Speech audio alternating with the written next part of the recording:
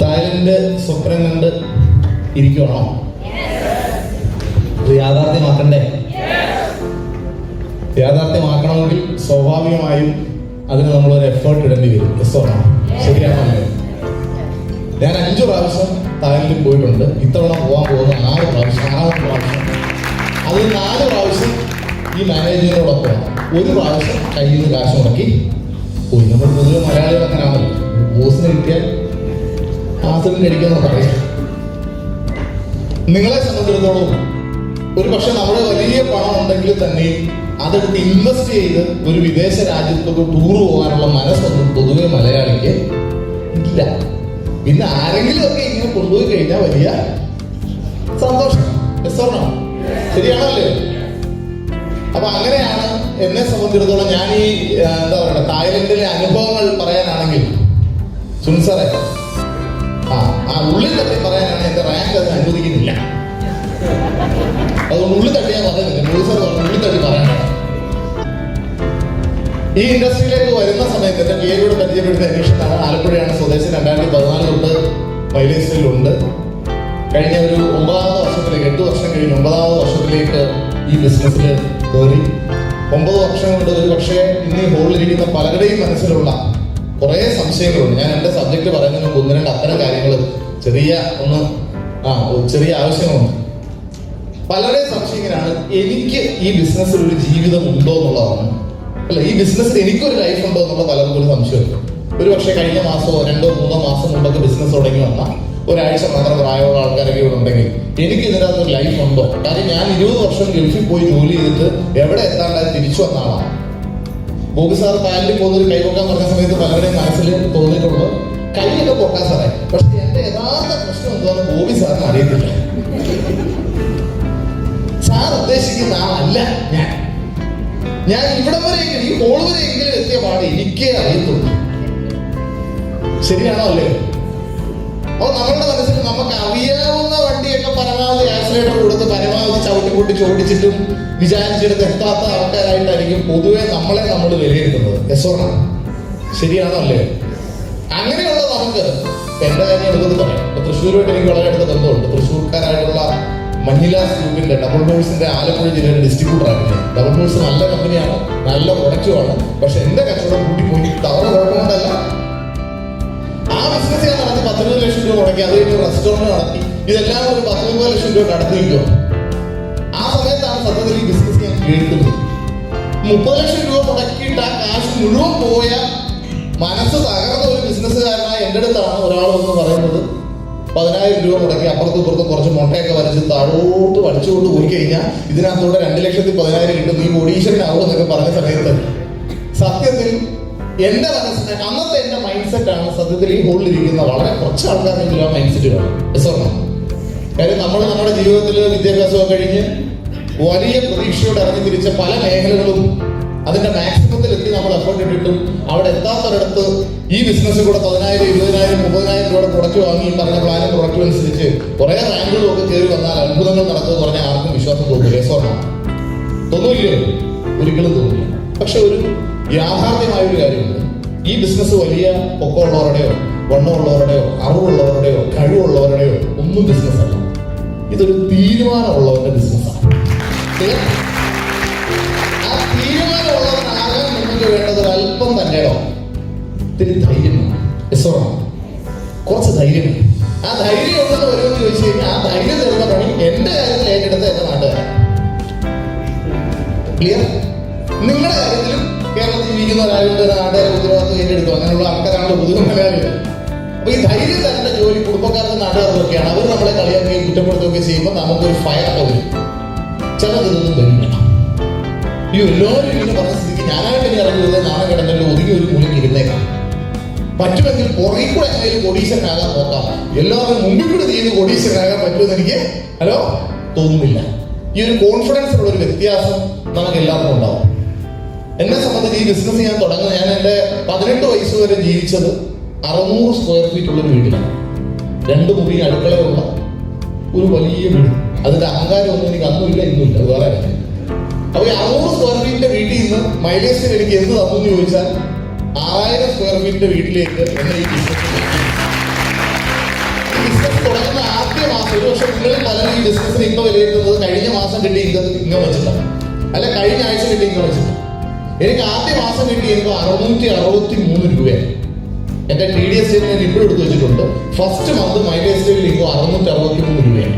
കഴിഞ്ഞ 2 വർഷമായി ഒരു മാസം പോലും 30 ലക്ഷം രൂപയിൽ താഴെ ഈ കമ്പനിയുടെ വരുമാനം പോയിട്ടില്ല. അങ്ങനെ ഒരു സാധാരണ മലയാളം മീഡിയം സ്കൂളിൽ പഠിച്ച് വളർന്ന ഒരു സാധാരണക്കാരനായ ഒരു കാർ ഡ്രൈവറുടെ മകനായ എന്റെ ജീവിതത്തിൽ ഈ കമ്പനി അത്ഭുതങ്ങൾ കാണിച്ചിട്ടുണ്ടെങ്കിൽ നിങ്ങളുടെ ജീവിതത്തിൽ ഈ കമ്പനി അത്ഭുതം കാണിക്കും. അതിന് നിങ്ങളൊരു തീരുമാനം എടുത്താൽ മാത്രം മതി. നിങ്ങളൊരു തീരുമാനം എടുത്താൽ തായ്ലൻഡ് അടിക്കുന്ന കാര്യം ഗോപു സാർ ഇവിടെ പറഞ്ഞു. ഇതൊരു ആന പോലത്തെ കാര്യമൊന്നുമല്ല. ആന വീഡിയോ വലിക്കുന്ന പോലെ എളുപ്പമാണ് തായ്ലൻഡിൽ പഠിക്കുക. ആന വീഡിയോ വലിക്കുന്ന കാര്യം കണ്ടിട്ടുണ്ടോ? ഞാനും കണ്ടിട്ടില്ല. പക്ഷെ ആലോചിച്ചപ്പോൾ എനിക്ക് തോന്നുന്നു വളരെ എളുപ്പത്തിലാണ്. ഇത്രയും വലിയ ആണെങ്കിൽ ചെറിയ വീഡിയോ വലിക്കുക വില പാടുന്നുണ്ട്. സത്യത്തിൽ ഇത് വളരെ എളുപ്പമാണ്. അപ്പൊ ഇത് എന്ത് ചെയ്യണം, ഇതിനെങ്ങനെ ചെയ്യണം എന്നുള്ള കാര്യങ്ങളിലേക്ക് നമുക്ക് വരാം. അതിന് മുമ്പ് 1-2 എക്സ്പീരിയൻസ്, വിദേശ യാത്രകൾ കമ്പനിയുമായി ബന്ധപ്പെട്ട് പോയതുമായി ബന്ധപ്പെട്ടിട്ട് ആദ്യത്തെ ഓർമ്മ, സത്യത്തിൽ തായ്ലൻഡിലെ ഓർമ്മ എനിക്കൊരു ഭയമാണ് ആദ്യം സമ്മാനിച്ചത്. കാര്യം ആദ്യത്തെ ട്രിപ്പ് ഞാൻ തായ്ലൻഡിൽ പോയ സമയത്ത് ഞങ്ങളൊരു ജങ്കാറ പോലത്തെ ഒരു ബോട്ട് പോലത്തെ ഒരു സാധനത്തെ കയറ്റി ഇങ്ങനെ കൊണ്ടുപോയി കരയിൽ നോക്കിയാൽ കാണാത്തൊരു ദൂരം എത്തിക്കഴിയുമ്പോൾ അവിടുന്ന് നമ്മുടെ അരയിലേക്ക് ഒരു കയറൊക്കെ കെട്ടിയിട്ട് ഒരു പാരഷൂട്ട് ഉണ്ട്. പിന്നെ ഇതേന്നൊരു കയർ ഒരു 100 മീറ്റർ അങ്ങോട്ട് നീണ്ടു പോകും. അത് ഒരു ബോട്ടിൽ കളിപ്പിക്കും. എന്നിട്ട് ഈ ബോട്ടാണ് ഓടുമ്പോഴത്തേക്കും ഇവിടെ നിൽക്കുന്ന നമ്മൾ കടലിൽ കൂടെ പതുക്കെ ഇങ്ങനെ പൊങ്ങി പോകും. ഇതാണ് ഐറ്റം. അപ്പൊ ഞാൻ ആദ്യം തന്നെ ആവേശത്തോടുകൂടി ഈ സാധനത്തെ ചാടി കയറി എന്നെ ഇത് വെട്ടി വലിച്ച് മേളിക്കേറ്റി. ഈ ആവേശത്തിൽ ചെന്ന് കയറുമ്പോൾ സംഭവം മേളോട്ട് പോകുമ്പോൾ ഇല്ല. അർജുനൻ പാർട്ടൻ പലൂടെ എന്നൊക്കെ പറഞ്ഞിട്ട് നമ്മൾ മേളോട്ട് പോവാം. ഈ ഫ്ലൈറ്റിൽ ആദ്യമായിട്ട് കയറുമ്പോഴേ നമുക്ക് ഈ ഒരു ചിന്തയൊക്കെ ഉണ്ടാവുമല്ലോ. സ്വാഭാവികമായിട്ട് കാറൊക്കെ ആണെങ്കിൽ അതൊരു ഇടിച്ചെങ്കിലും നിർത്താം. ഈ സാധനം എന്തോ എന്തൊക്കെ ചെയ്യാൻ പറ്റും. അപ്പൊ ഇതിങ്ങനെ പൊങ്ങി നേരെ മേളിൽ ചെന്നപ്പോഴത്തേക്ക് കുറച്ച് കഴിഞ്ഞിട്ട് ഞാനങ്ങനെ ഉറങ്ങി പറഞ്ഞിങ്ങനെ നടക്കുക. ജീവിതത്തിൽ ആ സമയത്ത് നമ്മളോട് ഈ ബിസിനസ് നടക്കത്തില്ലെന്ന് പറഞ്ഞതിനൊക്കെ പുഴുവിനെ പോലെ നമ്മൾ ഇതൊക്കെ നടത്തിയത് വേറെ രാജ്യത്തിന്റെ അനന്തവിഹായത്തിൽ ഞാൻ പറഞ്ഞു നടക്കുന്നു. ഇങ്ങനെ പറന്ന് ഒരു 2-3 റൗണ്ട് കഴിഞ്ഞു. കുറച്ച് കഴിഞ്ഞപ്പോൾ ഉണ്ട് ഞാൻ നോക്കുമ്പോൾ ഈ ബോട്ട് നല്ല സ്പീഡിൽ പോകുന്നതുകൊണ്ടാണല്ലോ ഞാൻ ഇങ്ങനെ പറക്കുന്നത്. ഈ ബോട്ടിന്റെ സ്പീഡ് കുറഞ്ഞപ്പോഴത്തേക്ക് ഞാൻ പുറപ്പെട്ട സ്ഥലം കാണാനില്ല. ഏതാ ആ ജങ്കാറ ആളുകളൊന്നും കാണാനില്ല. ഈ സ്പീഡ് കുറഞ്ഞപ്പോഴത്തേക്ക് ഇത് പതുക്കെ താഴോട്ട് വരാനാണ്. ഞാൻ നോക്കുമ്പോൾ ഞാൻ പതുക്കെ കടലിലോട്ട് വരുവാ. ചിലപ്പോൾ താഴോട്ട് വരുവാണ്. ഞാൻ ഇവിടെ നിന്ന് പറയുന്നുണ്ട്, എനിക്കാണ് മലയാളം മാത്രം അറിയത്തുള്ളൂ. ഞാൻ ഉച്ചത്തിൽ ഇവനോട് വിളിച്ച് പറയുന്നുണ്ട്, നീ ഇത് എടുത്തോണ്ട് പോകുന്നു പറയുന്നുണ്ട്. ഈ കയറാണ് 100 മീറ്റർ അപ്പുറത്ത്. ആര് കേൾക്കണം? ഞാനിങ്ങനെ വെള്ളം ഇവനെ എങ്ങനെ ഉറങ്ങിപ്പോയി എന്തെങ്കിലും നിർത്തിയിട്ടൊക്കെ സാധനം നിർത്തി വെച്ചേ ബോട്ട്. ഞാനിങ്ങനെ വീണോണ്ടിരിക്കണം. ഞാൻ ചുറ്റും നോക്കുന്നുണ്ട്. ബെൻസ് BMW ഓടിയല്ല ഇപ്പം വെള്ളത്തിൽ മുങ്ങി താഴെ. നമ്മുടെ സകല സ്വപ്നവും ഇതോടുകൂടി മണ്ണടിയും എന്നുള്ളത് ഉറപ്പിച്ചു. വെള്ളം എന്റെ നഖത്തെ തൊട്ടു, എന്റെ വിരലിൽ വെള്ളം തൊട്ടു. പതുക്കെ താഴാൻ തുടങ്ങി. ഞാൻ ഉച്ചത്തിൽ വിളിക്കാൻ തുടങ്ങി. ആലപ്പുഴയിലെ ഞങ്ങളുടെ നാട്ടിൽ വഴിശ്ശേരി മാർക്കറ്റ് ഉണ്ട്. ആ മാർക്കറ്റിലെ ആൾക്കാർ പറയുന്ന ലാംഗ്വേജ് തൊട്ട് ഞാൻ സ്കൂളിലും കോളേജിലും എന്നെ നഴ്സറി സ്കൂളിൽ പഠിച്ചപ്പോൾ എനിക്കറിയാവുന്ന സകല തരി ഞാൻ വിളിക്കുന്നു. പക്ഷെ ഇതെല്ലാം വിളിച്ചിട്ട് ഇവൻ ഉൾക്കൊള്ളില്ല, ഇവൻ അനങ്ങുന്നില്ല. ഇതിങ്ങനെ തോന്നുന്നു. വെള്ളം ഇങ്ങനെ കയറി മുട്ട് താന്ന് ഇവിടെ താന്ന് വന്ന് കഴുത്ത് പൊട്ടത്തിൽ മാത്രം വെള്ളം ഇങ്ങനെ നിൽക്കുക. ഞാനിങ്ങനെ നോക്കിക്കൊണ്ട് ഉറപ്പിച്ച് എല്ലാ സ്വപ്നങ്ങളും ഇതോടുകൂടി തീർന്നു എന്ന് ഉറപ്പിച്ച് നിൽക്കുകയാണ്. ആ സമയത്ത് ചെറിയൊരു പൊളച്ചിൽ എന്ന് പറഞ്ഞാൽ ഈ കയർ എന്നെ വലിച്ചു. ഇവൻ വീണ്ടും ഓടിത്തുടങ്ങി. അങ്ങനെ മരണം മുമ്പിക്കണ്ട എന്നെ വലിച്ചുകൊണ്ട് ഇവൻ വീണ്ടും ഓർമ്മ. അങ്ങനെ ഞാൻ പൊങ്ങി. ഞാൻ മുകളിൽ കിടക്കുമ്പോൾ ഇവനെ മുട്ട തെറിവിളിച്ചു. ഞാൻ മനസ്സുകൊണ്ട് മരിച്ചു. അങ്ങനെ ഒരു 2 റൗണ്ടും കൂടി ഇവൻ റൗണ്ട്. അത് കഴിയുമ്പോൾ നേരെ എന്ത് ചെയ്തു, എന്നെ ഈ ജങ്കാറിന്റെ അവിടെ കൊണ്ടുവച്ചു. അവനങ്ങ് 100 മീറ്റർ ദൂരെ നിൽക്കുക. ഞാൻ പതുക്കെ എന്നെ കുറെ ആൾക്കാരൊക്കെ പിടിച്ച് ഈ സാധനത്തെ പിടിച്ച് എന്നെ ഇറക്കി. താഴെ വന്നിട്ട് ഞാൻ ഇവിടെ വന്നുകൊണ്ട് മലയാളത്തിൽ അവനെ തെറിവിളിക്കുക. അവൻ ഏതോ ഒരു താരക്കാരൻ, അവനിത് വല്ലതും മനസ്സിലാവുന്നുണ്ടോ? എന്റെ തെറിവിളി അങ്ങ് നിർത്തുന്നത്. അങ്ങനെ പറഞ്ഞുകൊണ്ടിരിക്കുക. എനിക്ക് ജീവൻ തിരിച്ചു കിട്ടിയ ആശ്വാസമുണ്ട്, അതിലേറെ മരിക്കാൻ പോയ സങ്കടം. അങ്ങനെ ഞാൻ കുറെ ചീത്ത വിളിച്ചോണ്ടിരിക്കുന്ന എന്റെ അപ്ലീഡ് നോക്കി, എന്തോ ഇങ്ങനെ പറഞ്ഞു, എന്താ പ്രശ്നം? ഞാൻ പറഞ്ഞു എന്നെ കൊല്ല വെള്ളം അടിച്ചിട്ട് ഈ സാധനം ഇതിനകത്ത് കയറി ഓടിച്ച് മനുഷ്യൻ ചത്തു പോകത്തില്ലേ എന്നൊക്കെ പറഞ്ഞു ആകമാടെ സീൻ. ഉടനെ പുള്ളി എന്നെ ഇങ്ങനെ കയ്യൊക്കെ പിടിച്ചു. നിന്നെ മുക്കി കാര്യം 2 പ്രാവശ്യം കൂടെ മേളിലൂടെ കറങ്ങിയപ്പോൾ നനഞ്ഞല്ല ഉണങ്ങി. പിന്നെ മൊത്തം മുക്കിയോ ഇത് കണ്ടിട്ട് മനസ്സിലായി. അവർ മൊത്തം മുക്കി. ഓ അത് ശരി, ഞാൻ ഫസ്റ്റ് ടൈം പോവുക. ഇയാൾ 2-3 പ്രാവശ്യം പോയായിരുന്നു. ഇയാൾ എന്നെ വിളിച്ചു പോകും, എന്റെ കയ്യൊക്കെ പിടിച്ചോണ്ട് വേറിലേക്ക് നോക്കി. അതാ കാര്യം. ഞാൻ പറഞ്ഞ അത് നിങ്ങൾ കാണിച്ചു തരണം. അത് എന്നെ കൊണ്ട് പോയി. അപ്പം ഈ സംഭവമൊക്കെ വലിച്ചു കിട്ടുന്നതിന് മുമ്പേ ആൾക്കാരെ എൻറോൾ ചെയ്യുന്ന അല്ലെങ്കിൽ രജിസ്റ്റർ ചെയ്യുന്ന ഒരു സ്ഥലമുണ്ട്. ഈ രജിസ്റ്റർ ചെയ്യുന്നത് വെച്ചിട്ട് എല്ലാവരുടെയും വിരലിൽ ഈ വോട്ട് പതിക്കുന്നതാണെങ്കിൽ വോട്ട് ചെയ്യുന്നവർക്ക് ഒരു മഷി തേക്കുന്ന പരിപാടി കിട്ടും. അപ്പൊ സാധാരണ എല്ലാവരുടെയും വിരലിൽ ഒരു ക്യൂടെക്സിന്റെ മറ്റേ ഉണ്ടല്ലോ, അത് വെച്ചിട്ട് ഇങ്ങനെ വിരലിന്റെ തുമ്പത്ത് ഒരു തൊട്ട് ഒന്ന് തൊട്ടു. ഞാൻ നോക്കുമ്പോൾ എന്റെ മുമ്പിൽ ഇരുന്ന കുറെ ആൾക്കാരുടെ നഖം മുഴുവൻ ഈ ക്യൂടെക്സ് ഇട്ടു. ഞാൻ കൊണ്ട് കൈ വെച്ചപ്പോൾ ഒരു തായ് പെൺകുട്ടി സുന്ദരിയാണോ, അവൾ എന്റെ വിരലിൽ ഒരു തൊട്ട് മാത്രം വെച്ചു. ഞാൻ പറഞ്ഞത് പറ്റൂല. പ്രത്യേകിച്ച് ഞാൻ ആളുകൾ പുന്നപ്പറക്കാൻ നമ്മൾ എന്തെങ്കിലും സമരം ചെയ്ത് വാങ്ങിക്കുന്ന ആൾക്കാരാണ്. ഈ അനീതിയൊന്നും ഞാൻ വെച്ച് ഉറപ്പിക്കില്ല. എന്റെ മുമ്പേ പോയ എല്ലാവർക്കും വിരലിൽ മുഴുവൻ ക്യൂടെക്സ് ഇട്ട് കൊടുത്തു. എനിക്ക് മാത്രമേ ഇവിടെ ഒരു പൊട്ടൻ നടന്നില്ല. ഞാൻ പറഞ്ഞു മൊത്തം വരയ്ക്കാൻ. ഇതൊക്കെ മനസ്സിലാകുന്നില്ല. ഞാൻ ഇവിടെ കൈ പിടിച്ച് എന്റെ നഖം മൊത്തം വരപ്പിച്ച് എന്നിട്ടാണ് ഞാൻ കയറി പോയത്. പിന്നീട് എനിക്ക് മനസ്സിലായി, ഒരു ചെറിയ ഡോട്ട് മാത്രം ഇട്ടാൽ ഈ ഡോട്ട് നമ്മുടെ കയറിൽ ഇട്ടുന്നവൻ കാണും. അവൻ വിരൽ പിടിച്ചു നോക്കും. ഒരു ഡോട്ട് മാത്രം ഇട്ട് കഴിഞ്ഞാൽ നമ്മുടെ വിരല് മാത്രമേ കടലിൽ നനയ്ക്കത്തുള്ളൂ. മൊത്തം ക്യൂടെക്സ് ഇട്ടാൽ നമ്മളെ മൊത്തം മുക്കി എടുക്കണമെന്നാണ് അവരുടെ നിയമം. ഇതെന്റെ ജീവിതത്തിൽ ആദ്യത്തെ താഴെ എക്സ്പീരിയൻസ്. ആ ഗ്രൂപ്പിൽ എനിക്ക് മറ്റ് എക്സ്പീരിയൻസ് ഒന്നും ഉണ്ടായില്ല. ഇതോടുകൂടി അടുത്ത് പറഞ്ഞ മനസ്സിലായി. അപ്പൊ താഴെ എപ്പോഴും എന്റെ മനസ്സിൽ ആദ്യം വരുന്ന സാധനം, പിന്നെ ഞാൻ 3-4 പ്രാവശ്യം ഈ സാധനം കണ്ടു. ഞാൻ ഇങ്ങനെ നോക്കുന്നതല്ല, വഴിക്ക് പിന്നെ പോയിട്ട് ഒറ്റ ഇൻസിഡന്റ്. അത് എനിക്ക് നിങ്ങളോട് പറയാനുള്ളത്, ഇതൊക്കെ ജീവിതത്തിൽ എവിടെ കിട്ടും? കാശുണ്ടെ കിട്ടുമോ? കാശുണ്ടെ മാത്രം കിട്ടൂല. ഇങ്ങനെയുള്ള ധാരാളം എക്സ്പീരിയൻസുകളാണ് ശരിക്കും ഞങ്ങളെ ഈ സ്റ്റേജിൽ നിർത്തിയിട്ടുള്ളത്. അല്ലാതെ ഞങ്ങൾ വലിയ കഴിവുള്ളവരായിട്ടൊന്നുമല്ല, വലിയ അറിവുള്ളവരാണ്. ഒരു സാധനം നമ്മുടെ മുമ്പിൽ വെക്കുമ്പോൾ ഇതിന് പറ്റും, ഇവര് പറ്റും, ഇവര് പറ്റുമെങ്കിൽ എനിക്കും പറ്റുമെന്ന് നമ്മൾ തീരുമാനിക്കും. ആ തീരുമാനത്തിന് പുറകെയാണ് പിന്നെ ഓടുന്നത്. ടിവിയും ഓളിയും MIDC വേണ്ടും ഒക്കെ പുറകെ വന്നുള്ളൂ. ആന നടക്കുമ്പോൾ വാല് പുറകെ വരുന്നുണ്ടോ തിരിഞ്ഞു നോക്കുന്നില്ല. ആനക്കറിയാം അത് പുറകെ വരുള്ളൂ. ഈ ബിസിനസ്സിൽ ഇതുപോലെ നിങ്ങൾ കുറച്ചു കാലം ചെയ്ത് എന്തെങ്കിലും പൈസ പുറകെ വന്നോളൂ. അതെന്ത് വെല്ലുവിളി വന്നാലും നിങ്ങളുടെ ഇൻകം മുടങ്ങത്തൊന്നുമില്ല. കൊറോണ വന്നിട്ട് പോലും എന്നെ സംബന്ധിച്ച് 4-5 ആഴ്ച 2,10,000 താന്നു. അതുകൊണ്ടൊന്നും സംഭവിച്ചില്ല. 2017 തൊട്ട് ഇതിപ്പോ 6ാമത് വർഷമാണ്. വെറും 6 ആഴ്ചയാണ് 2,10,000 താഴെ പോയത്. കോവിഡ് സമയത്ത് ലോകം മുഴുവൻ അടച്ചിട്ട് പോലും 6 ആഴ്ചയാണ് സീലിംഗ് പോയത്. ഇതിലും സ്റ്റേബിളായ വല്ല ബിസിനസ്സും ഉണ്ട്, ഉണ്ടോ ഇല്ലയോ? നമ്മളിത് ചെയ്ത് തുടങ്ങുമ്പോൾ പ്രത്യേകിച്ച് ഒരു DC, ATC, DTC, STC റാങ്കിലേക്ക് ഇരിക്കുന്ന ആൾക്കാർ നാട്ടിൽ ഈ ബിസിനസ് പറയുന്ന സമയത്ത് നിങ്ങളുടെ ബന്ധുക്കളും സുഹൃത്തുക്കളും ഒക്കെ നിങ്ങളെ വല്ലാണ്ടിങ്ങനെ നോക്കും. എന്ന് വെച്ചാൽ എന്തോ കുഴപ്പമുള്ള ആളെ നോക്കുന്ന പോലെ ആ ഒരു രഹസ്യം കൂടെ ഞാൻ പങ്കുവെക്കാം. ഈ ബിസിനസ് വിജയിക്കുന്നവർക്കൊക്കെ ഓടി കുഴപ്പമില്ല. ഹലോ, ഒരു ശക്ക കുഴപ്പമുള്ളവരെ ഇതിനകത്ത് അച്ചീവറാകുന്നു. സാറിനെ കണ്ട ഞങ്ങളൊക്കെ സൂക്ഷിച്ച് നോക്കിയ മറ്റേ സിനിമയിൽ പപ്പു പറയുന്നതൊക്കെ എന്നെ സൂക്ഷിച്ച് നോക്കിയ എന്തെങ്കിലും കുഴപ്പമുണ്ടോ നോക്കിയെന്ന് പറയുന്നതൊക്കെ ചെറിയ പ്രശ്നം കുഴപ്പമാണ് നമ്മൾ പറയുന്നതൊക്കെ അതുകൊടുത്ത കാര്യങ്ങൾ. സംഭവം ഇപ്പൊ ഇങ്ങോട്ട് വന്നത് ഓർഡിനറി ബസ്സിനൊക്കെ ആയിരിക്കും കയറി വന്നത്. പക്ഷെ അവിടെ വന്നെന്ന് പറയുന്നത് മറ്റേ ബെൻസിന്റെ പുതിയ മോഡലാണ്. ഇത് പറഞ്ഞ മോഡൽ രസമാണ്. നമ്മുടെ മനസ്സ് നിൽക്കുന്നത് ഒരു സമ്പന്നന്റെ ചിന്താഗതി. അതല്ലാണ്ട് നാട്ടിലെ മുഴുവൻ പ്രശ്നം എഴുതി നെറ്റിയിൽ ഒട്ടിച്ച് വെച്ചിട്ട് 2,10,000 വാങ്ങിക്കാൻ ഇറങ്ങി കഴിഞ്ഞാൽ നടക്കൂല. രസമാണ്, നടക്കൂല്ലയോ? ഈ ബിസിനസ് വിജയിക്കണമെന്നുണ്ടെങ്കിൽ, ഈ പറഞ്ഞ കോണ്ടസ്റ്റ് ഒക്കെ അടിക്കണമെന്നുണ്ടെങ്കിൽ നിങ്ങൾ ആദ്യം ഒരു പ്രൊഫഷണലായി മാറണം. ഹലോ, എന്താണ് പ്രൊഫഷണലിസം? ഒറ്റ വാക്കി പറഞ്ഞ എത്ര ഉള്ളൂ. നിങ്ങളുടെ വ്യക്തി ജീവിതത്തിൽ ഉണ്ടാകുന്ന പ്രശ്നങ്ങൾ ബിസിനസിനെ ബാധിക്കാതെ കൊണ്ടു നടക്കാനുള്ള കപ്പാസിറ്റി നിങ്ങൾക്കുണ്ടോ? നിങ്ങൾ ഒരു പ്രൊഫഷണലാണ്. നിങ്ങളുടെ കാര്യം പഠിക്കാൻ 9 ആഴ്ചയുണ്ട്. ഈ 9 ആഴ്ചക്കകത്ത് കറണ്ടില്ല, വീട്ടിൽ അങ്ങനെ പ്രശ്നം, ഇങ്ങനെ പ്രശ്നം, പിള്ളേരുടെ പ്രശ്നം, നാട്ടുകാരുടെ പ്രശ്നം, പഞ്ചായത്ത് പ്രശ്നം. ഈ പ്രശ്നത്തിനാണ് നിങ്ങൾ പ്രാധാന്യം കൊടുക്കുന്നതെങ്കിൽ പ്രശ്നങ്ങളും പൈസയും കൂടെ ഒരു പോക്കറ്റിൽ കിടക്കില്ല. ഈഗോയും പൈസയും കൂടെ ഒരു പോക്കറ്റിൽ കിടക്കില്ല. കിടക്കുമോ? എക്സ്ക്യൂസും പൈസ കൂടെ ഒരു പോക്കറ്റിൽ കിടക്കില്ല. ഇതൊക്കെ ഒഴിവാക്കുന്ന ആൾക്കാരാണ് ഈ ബിസിനസ് വിജയിക്കുന്നത്. ഞാൻ 2014-2015 ബോബി സാറിനെ കാണാൻ പോകുന്ന KSRTC ബസ്സിലായിരുന്നു. ഇപ്പൊ BMW ഫോർച്യൂണറിലൊക്കെ പോകുന്നുണ്ട്.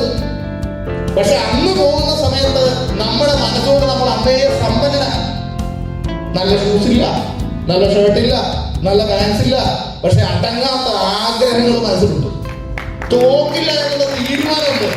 നമ്മുടെ തമ്മിൽ വ്യത്യാസം ഈ ഒറ്റ കാര്യത്തിൽ കാണുന്നു, അല്ലാതെ വേറൊരു കാര്യത്തിലില്ല. ഇവിടെ പല ലീഡേഴ്സും കയറിയിരിക്കുമ്പോൾ പലരും ഇങ്ങനെ വളരെ സ്നേഹത്തോടെ താല്പര്യത്തോടെ ഇങ്ങനെ നോക്കും. ഇവരൊക്കെ വലിയ സംഭവങ്ങളാണ്. ഒന്നുമല്ല. തുടക്ക സമയത്ത് ഞങ്ങളുടെയൊക്കെ ഭാര്യമാർ ഞങ്ങളെ കുറിച്ച് പറയുന്നത് കേട്ടാൽ, ഹലോ സീന, ഈ തായ്ലൻഡ് ലാസ്റ്റ് ദുബായ് ട്രിപ്പ് 2019 പോയപ്പോൾ എനിക്ക് ഇതുപോലെ ഒരു എക്സ്പീരിയൻസ് ഉണ്ടായി. ഞാൻ എൻ്റെ വൈഫും കുട്ടിയൊക്കെ പോയി. അപ്പൊ എൻ്റെ മോൻ 6 മാസം എന്ന് പറയാം. ഞങ്ങളിങ്ങനെ പോയി അവിടെ ബുർജ് ഖലീഫ ചെന്നു. അവിടുന്ന് പാസ്സൊക്കെ എടുത്ത് ബുർജ് ഖലീഫയ്ക്കൂടെ മുകളോട്ട് പോവാം. ബുർജ് ഖലീഫയ്ക്കൂടെ മുകളോട്ട് പോയി 124ാമത്തെ നിലയിലെത്തി. ലോകത്തിലെ ഏറ്റവും ഉയരമുള്ള ബിൽഡിങ്. അവിടെ എത്തിക്കഴിഞ്ഞപ്പോൾ നമ്മുടെ മോനൊരു നിർബന്ധം, പാല് കുടിക്കണം. അതുകൊണ്ട് സേറമാക്കാൻ തുടങ്ങിയിട്ട് നിർത്തുന്നില്ല, വലിയ കരച്ചിൽ.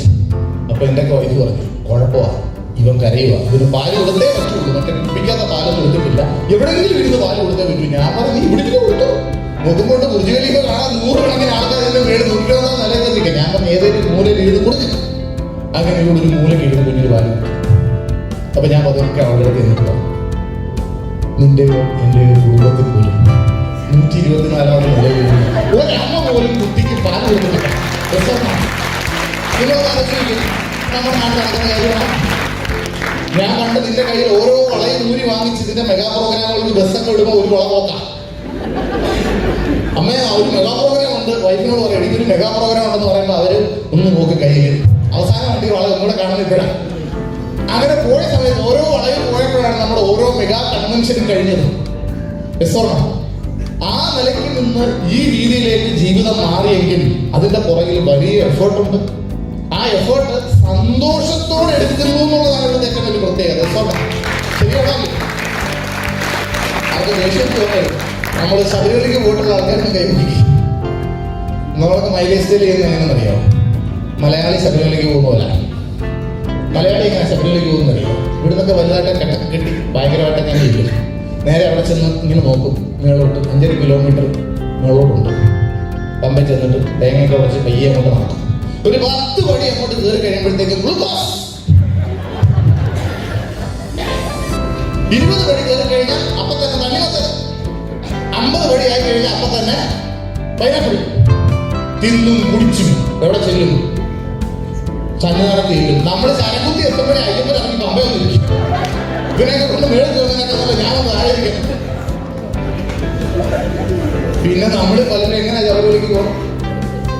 തമിഴ്നാട്ടുകാരും ആന്ധ്രക്കാരും ഉള്ളതുകൊണ്ട് എനിക്ക് ഇവിടെ പറഞ്ഞാൽ അവർ പോക്ക് പോകുന്നു. അവരുടെ ഓളത്തിൽ കയറി നമ്മൾ വന്നില്ല. ശരിയാണല്ലേ? പലരും മൈലേജ് ചെയ്യുന്ന ഇതുപോലെ TC ആക്കിയിട്ടിപ്പോ ഒന്ന് ചുറ്റും നോക്കും. ആരൊക്കെ TC എന്നൊക്കെ മുമ്പ് തുടങ്ങിയത് എത്രയുണ്ട്, എനിക്ക് ശേഷം വന്നത് എത്രയുണ്ട്, ATC ആക്കിയും ഒരു നോട്ടം, BTC ആക്കിയും ഒരു നോട്ടം. ഞങ്ങളൊക്കെ തുടങ്ങുമ്പോൾ അനുഗ്രഹം ഇറാഖൊന്നും ഇല്ലായിരുന്നു. ഹലോ, ഉണ്ടായിരുന്നു, പക്ഷെ ഞങ്ങൾക്കിതൊന്നും അറിയത്തില്ല. കാരണം ഇത് ഉള്ളതന്നെ മാഷിക ഭഗവതിയെ മുമ്പ് കണ്ട് പരിചയമില്ലല്ലോ. 6ാം നമ്പരാനി മഞ്ജുവാരി ചോദിക്കുന്ന പോലെ SCC DTC ഒന്നും മുമ്പ് കണ്ട് ഞങ്ങൾക്ക് പരിചയമില്ല. 2014 2015 ഞങ്ങൾ ഇറങ്ങുമ്പോൾ കമ്പനി മീറ്റിംഗും ഇല്ല, സ്റ്റോറും ഇല്ല, ഔട്ട്ലെറ്റും ഇല്ല, ഒന്നുമില്ല. അതുകൊണ്ട് തന്നെ ഈ ജനസിൽപ്പെട്ട വേറെ എണ്ണത്തിന് ഒരെണ്ണത്തിനെ പോലും കാണാനില്ല. മൈലേജ് എന്ന് പറഞ്ഞാൽ കഥ, തിരക്കഥ, സംഭാഷണം, സംവിധാനം, പാരമ്പര്യ ബലം എന്ന് പറയുന്നത് പ്രൊഡക്റ്റ് എടുക്കുന്നു, മീറ്റിംഗ് എടുക്കുന്നു, പ്ലാൻ എടുക്കുന്നു, ടീം മീറ്റിംഗ് നടന്നു, എല്ലാം നമ്മൾ തന്നെ. ഇപ്പോഴോ ഒരു TC ആയി കഴിഞ്ഞു, ഒക്കെ ആയി, ഒപ്പിയായി, വാട്സാപ്പിൽ കുറെ ഫോട്ടോ എടുത്ത് പ്രമോഷൻ ഏത് പോരാത്തവരെ ഇപ്പൊ ഡിജിവേൾഡ് വന്നു. ഞാൻ കഴിഞ്ഞ ഞായറാഴ്ച ശരി ഞായറും 2 ദിവസം ആന്ധ്രയിൽ ട്രെയിനിങ് ആണ്. ശരിക്കും ഡിജിവേൾഡിനെ കുറിച്ച് എനിക്ക് ഒറ്റ ഇൻസിഡന്റ് കൊണ്ട് എനിക്ക് പറയാൻ കഴിയും. ഞാൻ ആന്ധ്രയിൽ ട്രെയിനിങ് എടുക്കാൻ പോയി. എനിക്ക് അത്യാവശ്യം ഇംഗ്ലീഷ് അറിയാം, മലയാളം അറിയാം. ഇംഗ്ലീഷൊക്കെ ഞാൻ ഒപ്പിച്ച് പറയും. ഇത് പഠിക്കാനുള്ള ബുദ്ധിമുട്ട് കാരണം ഞാൻ പറഞ്ഞ എല്ലാവരും മനസ്സിലാക്കി അവരെയാണ് സമ്മതിക്കും. തമിഴ്നാട്ടിൽ ഒരു ട്രെയിനിങ് എടുക്കാൻ പോയതാ 2014 ഒരു എക്സ്പീരിയൻസ് പറയാൻ പോയത് ആഗ്രഹമില്ല. എന്റെ ഫസ്റ്റ് എക്സ്പീരിയൻസ് തമിഴ്നാട്ടിൽ പോയി ഞാൻ പോയി ഇങ്ങനെ പറഞ്ഞു, ഞാനും നിങ്ങളെ മതി ഒരു 7 നവർക്കാരനൊക്കെ പറഞ്ഞ് എഴുതി വെച്ച് പൊട്ടിച്ചതാ. അപ്പൊ ഒരു അമ്മൂമ്മ അവിടെ നിന്ന് എഴുന്നേറ്റ് പറഞ്ഞു, സാർ മലയാളത്തിൽ സ്വന്നാ പോതും തമിഴിനെ കൊല പണി കൂടാണ്. അന്ന് പേടിച്ചു പോകുന്നത്. ഇപ്പോഴും എനിക്ക് തമിഴ്നാട്ടിൽ വലിയ ടീമില്ല, അമ്മൂമ്മ പേടിപ്പിച്ചിട്ടാ. ഞാൻ പറഞ്ഞു മനസ്സിലായി. അപ്പൊ ഞാൻ ഈ ആന്ധ്രയിൽ പോയ സമയത്ത് അവിടെ ഒരു 2 day ട്രെയിനിങ് പോയതാണ്. തിരുപ്പതി വെച്ച രാവിലെ 11 മണിക്ക് ഞാൻ കയറിയതാണ്. ഇറങ്ങുന്ന വൈകുന്നേരം 6 മണിക്ക്. കാരണം എന്താണെന്ന് ചോദിച്ചാൽ ഞാനൊരു സെന്റൻസ് മലയാളത്തിൽ പറയും, അപ്പുറത്ത് തെലുങ്കിൽ പറയും. ഇത് പറഞ്ഞു എന്റെ സബ്ജക്ട് തീർന്നത് 6 മണിയായി. ഡിജിവേഡ് അവിടെ ഉണ്ടായിരുന്നു. ഈ സാധനം അവിടെ ഇട്ട് കൊടുത്തിട്ട് മാറി ഇറങ്ങാൻ ഇരുന്നാൽ മതി. നമുക്ക് അവസാനം എഴുന്നേറ്റ് ആ വിഷയോട് എടുത്ത് പറയുന്നത് മനസ്സിലാകുന്നു. 2023 തൊട്ട് മലേഷ്യയിൽ കമ്പനികൾ തന്നെ ഇനി അറിയപ്പെടാൻ പോകുന്നത് ഡിജി വേൾഡ് വരുന്നതിന് മുമ്പും ഡിജി വേൾഡിന് ശേഷവും എന്ന രീതിയിലേക്ക്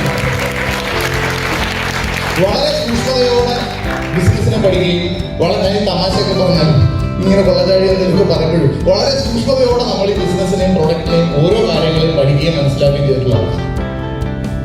ഈ ഇൻഡസ്ട്രിയിൽ ഇനി വരാൻ പോകുന്ന നിങ്ങൾ ഏത് ഡയറക്ട് സെല്ലിംഗ് കമ്പനിയെ ഗ്ലോബലി എടുത്തു വെച്ച് നോക്കിയാലും ഈ കമ്പനികളൊക്കെ തന്നെ ഡിജിറ്റൽ പ്ലാറ്റ്ഫോമുകൾ വളരെ ശക്തിപ്പെടുത്തിക്കൊണ്ടാണ് മുമ്പോട്ട്. നിങ്ങൾ യൂട്യൂബിൽ സെർച്ച് ചെയ്തു, അത് അമേരിക്ക എടുത്താലും മറ്റു പല രാജ്യം എടുത്താലും നമ്മളുടെ ഫൗണ്ടർ കഴിഞ്ഞ ദിവസം ഞങ്ങളുടെ NDC മീറ്റിംഗ് പറഞ്ഞ ഒറ്റ പോയിന്റ്, ഇന്ത്യയിലെ സാധാരണ എല്ലാ കമ്പനിക്കാരനും ചിന്തിച്ച് തീരുന്നെടുത്തുനിന്ന് ഞാൻ ചിന്തിച്ചു തുടങ്ങുന്നു. അതായത് അവർക്ക് ചിന്തിക്കാൻ വരുന്നതിന് അപ്പുറത്തുള്ള കാര്യത്തിൽ നിന്ന് അടുത്ത ലെവലിലേക്കുള്ള കാര്യങ്ങൾ നമ്മൾ ചിന്തിച്ചു പോകും.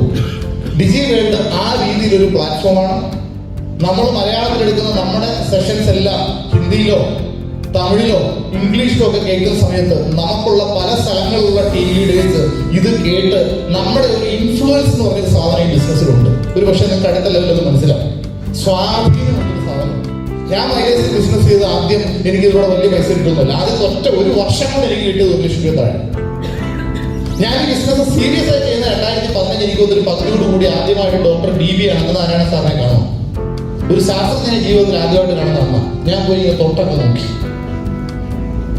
എനിക്ക് ആദ്യത്തെ ട്രെയിനിങ് കിട്ടുന്ന ബിസിനസ് തുടങ്ങി 1.5 വർഷം കഴിഞ്ഞു. അതുവരെ ട്രെയിനിങ് ഒന്നും ഇല്ല, പണി കിട്ടി തന്നെ പഠിച്ചത്. ആ ട്രെയിനിങ് അവിടെ പോയ സമയത്ത് അപ്പോൾ ഓരോ റാങ്കിങ് അവതരിപ്പിച്ചു. TC, ATC, DTC റാങ്ക് അവതരിപ്പിച്ചു. അപ്പൊ ഞാൻ നോക്കുമ്പോൾ അന്നാണ് ഞാൻ ആദ്യമായിട്ട് റാങ്കിനെ കുറിച്ച് ചോദിക്കുന്നത്. ഞാൻ STC എന്റെ സഹോദരൻ എടുത്തിട്ടുണ്ട്. ഞാൻ പുള്ളിയുടെ കാലിലൊക്കെ അടിച്ചിട്ട് പറഞ്ഞിടാ നമ്മൾ STC ആടാ STC. കാര്യം അന്നാണ് ഈ STC എന്ന് പറഞ്ഞ സാധനം എന്താണ്, TC എന്താണെന്ന് ATC എന്താണെന്നൊക്കെ ഞങ്ങൾ അറിയും.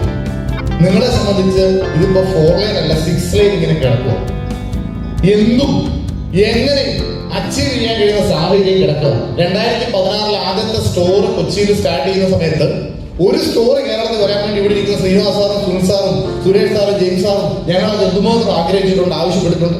പ്രസാദ് സാറൊക്കെ ഒരു സ്റ്റോർ വരാം. മംഗലാപുരത്തു നിന്നും തമിഴ്നാട്ടിൽ നിന്നൊക്കെ പ്രൊഡക്റ്റ് എടുത്തുകൊണ്ട് വന്നിട്ടാണ് അവിടെ കൊണ്ട് കച്ചവടം നടത്തിയിരുന്നത്. ഇന്ന് ഏതാണ്ട് 30-40 സ്റ്റോർ ഇവിടെ വന്നു കഴിഞ്ഞു.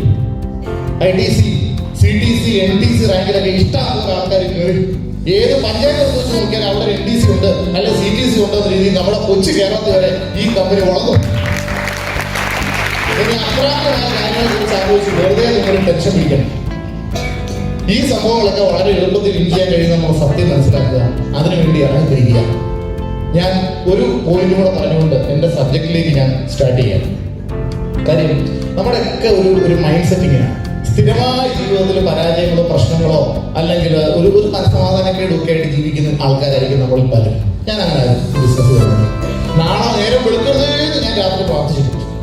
ഈ മുല്ലപ്പെരിയാറിന്റെ പ്രശ്നമൊക്കെ നടക്കുമ്പോൾ ഞാൻ വൈഫിനോട് രാത്രി പറയും, ഇതെങ്ങാനും എന്തെങ്കിലും പൊട്ടി വന്നാൽ കിട്ടാനുള്ളവരും കൊടുക്കാനുള്ളവരും എല്ലാം അറബിക്കടലിൽ പോകും. അതോടുകൂടി ഉമ്മാരെ കൊണ്ടുള്ള ശല്യം തീരും.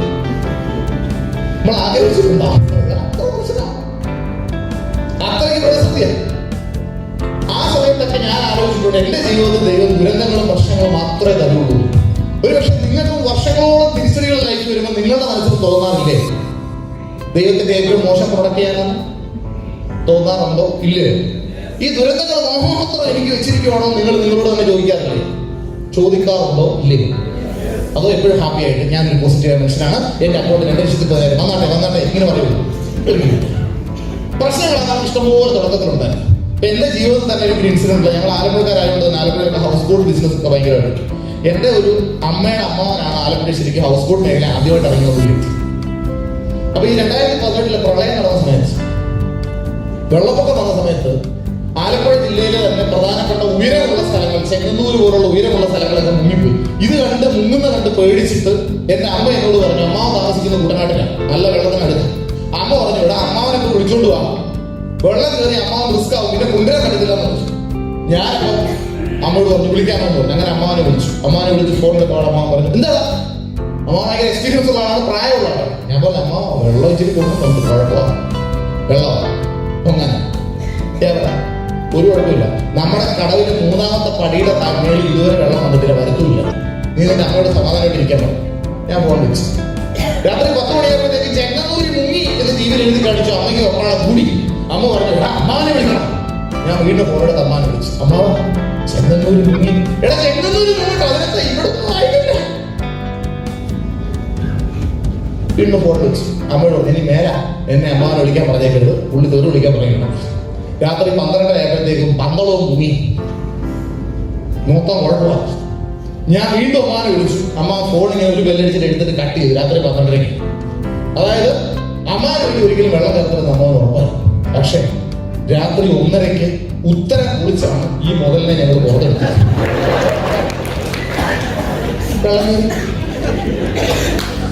ഹലോ, ഇതിന്റെ അർത്ഥം എന്തെന്നറിയാമോ? ഒരിക്കലും തകരില്ല എന്ന് വിചാരിക്കുന്ന നമ്മുടെ ജീവിതത്തിൽ ഒരു പ്രശ്നങ്ങൾ കൊണ്ടുവരാൻ ദൈവത്തിന് ഒരു നിമിഷം മതിയെങ്കിൽ ഇതിനപ്പുറത്തുള്ള ഓപ്പർച്യൂണിറ്റി തരാൻ 2ാമതൊരു നിമിഷം മതി എന്ന് വിശ്വസിക്കാനുള്ള സാമാന്യ ബോധം നിങ്ങൾക്കുണ്ടായാൽ നിങ്ങളുടെ ജീവിതത്തിൽ വലിയ മാറ്റങ്ങളുണ്ടാവും. എന്റെ ജീവിതത്തിലും പല വെല്ലുവിളികളും ദൈവം തന്നത് 1 മിനിറ്റിലാണെങ്കിൽ അതിനടുത്ത നിമിഷം വലിയ അത്ഭുതങ്ങൾ തന്നിട്ടുണ്ട്. പക്ഷെ ഞാൻ അതിനെ പോസിറ്റീവ് ആറ്റിറ്റ്യൂഡോടുകൂടി അതിനെ സമീപിക്കാൻ തയ്യാറായുണ്ട്. ശരിയാണല്ലേ? ഈ ബിസിനസ്സും തുടക്കത്തിൽ കഷ്ടപ്പെടൊക്കെയാ, ബുദ്ധിമുട്ടൊക്കെയാ. ഒരു 35 കിലോ ശർക്കരയായിട്ട് ശബരിമല കൊണ്ട് ഒന്നുകൊണ്ട് കയറാൻ നമുക്ക് എളുപ്പമാണ്. 45 കിലോയുള്ള എന്താ പറയണ്ടേ, എന്തെങ്കിലും ഒരു ഡിസബിലിറ്റി ഉള്ള മകനെ കൊണ്ട് ഒരമ്മ സന്തോഷത്തോടെ മല കയറുമല്ലോ, ഒരച്ഛൻ എടുത്തോടെ സന്തോഷത്തോടെ കയറുമല്ലോ. ഇഷ്ടമുള്ള ചുമടിന് ഭാരം തോന്നില്ല എന്ന് പറയാം. നിങ്ങൾക്ക് മൈലേജ് ബിസിനസ്സിൽ എവിടെയെങ്കിലും ഭാരം തോന്നുന്നെങ്കിൽ നിങ്ങൾക്ക് ഈ ബിസിനസ്സിനോടുള്ള ഇഷ്ടം നിങ്ങൾ പരിശോധിക്കുക. ഇഷ്ടം കൂടിയാൽ ഭാരം കുറയും. ഞങ്ങൾ ആവേശത്തോടാണ് ഒരു സ്റ്റോർ പോലും ഇല്ലാതെ, ഒരു ഫ്രാഞ്ചൈസി പോലും ഇല്ലാതെ, അപ്ലൈകൾ ഒന്നും ഇല്ലാതെ തന്നെ ഈ ബിസിനസ്സിലേക്ക് തുടക്കം തൊട്ട് ഏറ്റെടുത്തത്. ഞങ്ങൾ ഈ ബിസിനസ്സിനെ ഇഷ്ടപ്പെട്ടിട്ട് തന്നെ.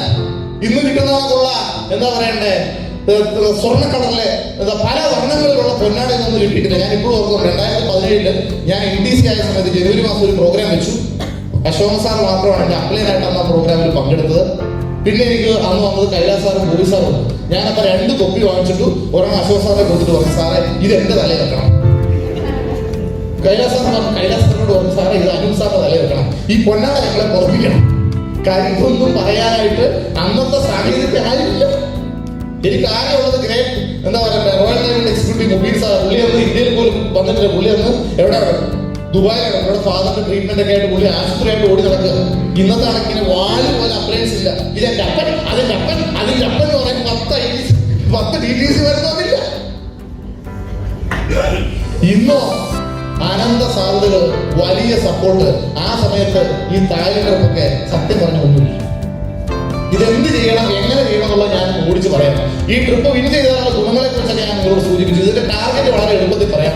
ആദ്യത്തെ 2 റാങ്കിനെ കുറിച്ച് പറയാം. ഡിസ്ട്രിബ്യൂട്ടർ റാങ്കിൽ നമുക്ക് വേണ്ട ടാർഗറ്റ് 3.5 ലക്ഷം DV ആണ്. ഓർഗനൈസേഷൻ 1 3.5 ലക്ഷം, ഓർഗനൈസേഷൻ 2 3.5 ലക്ഷം. അതിൽ 30% ഡിജി വേൾഡ് ചെയ്യണം. 30% ഡിജി വേൾഡ് ചെയ്യണം. ഈ 30% ഡിജി വേൾഡ് തട്ടി 70% ഓണാൻഡോളും എലമെന്റ്സ് പോലും ചെയ്യാതിരിക്കുന്ന ആൾക്കാരെ നമ്മുടെ നാട്ടിൽ പലരും. ഈ സാറേ 30% ഡിജി വേൾഡ് വേണം, ആദ്യമേ കണ്ട് തോറ്റ് കീഴടക്കാം. ഹലോ, ഇതിന്റെ ആവശ്യമുണ്ട്. ഇതങ്ങോട്ടൊന്ന് പഠിച്ചു തുടങ്ങിയാൽ, ഇതങ്ങോട്ട് മനസ്സിലാക്കി തുടങ്ങി കഴിഞ്ഞാൽ നിങ്ങൾ ഏറ്റവും കൂടുതൽ കിട്ടാൻ പോകുന്ന ഈ പ്രൊഡക്റ്റായിരിക്കും. കാര്യം എന്റെ എക്സ്പീരിയൻസ് ഇങ്ങനെയാണ്. 2014 ഞാൻ ഈ കമ്പനി സൈനപ്പ് ചെയ്യുന്ന സമയത്ത് 16 പ്രോഡക്റ്റ് കമ്പനി ഉള്ളത്. അന്നത്തെ ഏറ്റവും വലിയ എന്റെ മൈൻഡ് ബ്ലോക്ക് 95 ആണ്. 2500 രൂപയ്ക്ക് സാധനം യൂസ് പോലിരിക്കുന്നത് വിൽക്കണ്ടേ, നടക്കുമോ? ഇന്ന് ഈ കമ്പനിയിൽ ഏറ്റവും കൂടുതൽ വിറ്റ് പോകുന്നത് എന്താ? ഇന്ന് യൂട്യൂബ് എടുത്തിട്ട് 95 റിസൾട്ട് ചോദിച്ചു കഴിഞ്ഞാൽ മിനിമം 1000 റിസൾട്ട് 16 ഭാഷകളായിട്ട് അപ്ലോഡ് ആയി കിടപ്പുണ്ട്. സ്ത്രീകളുടെ പുരുഷന്മാരുടെ സ്വർണ്ണം. ഇന്ന് നമ്മളെ കൊണ്ട് പറക്കുന്നത് ആരാ? 95 ആണ്. അതുപോലെ നാളെ നമ്മൾ കയറി പോകാൻ പോകുന്നത് MIDGയുടെ ചെറുതിലാണെന്ന് സത്യം മനസ്സിലാക്കാം. ഈ സത്യം ഉൾക്കൊള്ളാത്തതാണ് ആദ്യം ചെയ്യാനുള്ള കാര്യം. ഈ കമ്പനിക്ക് ഒരു പ്രത്യേകതയുണ്ട്. പല ആൾക്കാരും നല്ല നേരം നോക്കാൻ വേണ്ടി, നല്ല നേരം വരാൻ വേണ്ടി നോക്കിയിരിക്കും. നമ്മുടെ കമ്പനി ഒരു നേരം എടുക്കും, അതിനെ നല്ലതാക്കും. ഹലോ, നിങ്ങൾ വിജയിക്കണമെങ്കിൽ നല്ല സമയം നോക്കിയിരുന്നിട്ട് ഒരു കാര്യമില്ല. ഒരു നല്ല സമയം എടുക്കുക, നമുക്ക് തോന്നുന്ന സമയം എടുക്കുക, അതിനെ നന്നാക്കാൻ വേണ്ടി കഠിനാധ്വാനം ചെയ്യുക. ഞാനൊരു വണ്ടി എടുക്കാൻ നേരത്തെ എൻ്റെ അമ്മയെ വിട്ട് നല്ല സമയം നോക്കിച്ചു. നാട്ടിൽ ഏറ്റവും വലിയ ജോത്സ്യന്റെ കയറാം. ഞാനൊക്കെ പതുക്കെ അമ്മ അകത്തോട്ട് കയറി കഴിഞ്ഞിട്ട് ഫോൺ മുടിയാ വെളിയിലുണ്ടെങ്കിൽ ഞാൻ അകത്തോട്ട് കയറാൻ നോക്കിയപ്പോഴത്തേക്കും ജോത്സ്യനോട് സംസാരിച്ച് തുടങ്ങി. ജോത്സ്യന്റെ ഒന്നാമത്തെ ചോദ്യം, ഈ ജാതകൻ ഇപ്പോൾ ജീവിച്ചിരിപ്പുണ്ട്? എനിക്കറിയാം എന്റെ അമ്മ അതിൽ നിന്ന് തേങ്ങാൻ പോവുക. ഇയാളുടെ ചോദ്യം, ഇയാളുടെ സമയം വളരെ മോശം, എന്താ അറിയണ്ടേ? അപ്പൊ അമ്മ, അവനൊരു ബിസിനസ് ഒക്കെ ചെയ്ത് ഇച്ചിരി കാശൊക്കെ കിട്ടി ഒരു വണ്ടി എടുക്കണം, നല്ല നേരം നോക്കാൻ വന്നതാ. ഹലോ, സംഭവം എനിക്ക് ജോത്സ്യത്തിൽ ഇപ്പോഴും വിശ്വാസമുണ്ട്. അയാൾ പറഞ്ഞ തെറ്റൊന്നുമല്ല. എന്റെ സമയമൊക്കെ ഭയങ്കര മോശമായിരുന്നു. പക്ഷേ ഞാനും എന്നോടൊപ്പം വന്നുള്ള ആൾക്കാരും എടുത്ത കഠിനാധ്വാനം കൊണ്ട് ആ സമയദോഷം പോലും മാഞ്ഞു പോയി എന്നുള്ളതാണ് യാഥാർത്ഥ്യം. ഞാൻ പറയുന്നത് മനസ്സിലാക്കുന്നില്ല. നമ്മൾ വെക്കേണ്ട പണി അങ്ങോട്ട് വെച്ചിട്ട് ദൈവത്തോട് ചോദിച്ചാൽ ആ ബാക്കി പകുതി ഇങ്ങോട്ട് തരും. അതിന് പകരം ആദ്യം ആ പകുതി ഇങ്ങനെ വെച്ചാട്ടെ, എന്നിട്ട് എന്റെ പകുതി വെക്കാന്ന് എല്ലാവരും പറയും. ഇപ്പോഴത്തെ ആൾക്കാർ ഫീൽഡിൽ പോകുന്നു അതുപോലെ. അങ്ങോട്ട് പോകാനുള്ള 100 രൂപ, കോഴിക്കോടാണ് പോകുന്നതെങ്കിൽ കോഴിക്കോട് പോകാനുള്ള 100 രൂപ, അങ്ങോട്ട് ഇങ്ങോട്ട് വരാൻ 100 രൂപ, പാരഗണിൽ ഒരു ബിരിയാണി കഴിക്കാൻ 250 രൂപ, 450 രൂപയുടെ ഒരു വീട്ടിൽ നടന്നു. ഞങ്ങൾ അങ്ങോട്ട് പോയാൽ 100 രൂപയെ ബാങ്കിനകത്ത് 2 കർമ്മൽ പേസ്റ്റ് കൊണ്ടേ നമ്മൾ ഫീൽഡിൽ കാണും. ഇത് വിറ്റാലെ തിരിച്ച് വീട്ടിൽ കയറാറുള്ളത് തന്നെ ഒന്നാമതായിട്ട് വിൽക്കുകയും പറയുന്നത് മനസ്സിലാവുന്നുണ്ട്. അതുകൊണ്ട് ആദ്യം അങ്ങ് ഇറങ്ങിക്കഴിഞ്ഞാൽ എല്ലാം നടക്കും. ഇരുന്ന് ചിന്തിച്ചാൽ ഒന്നും നടക്കും.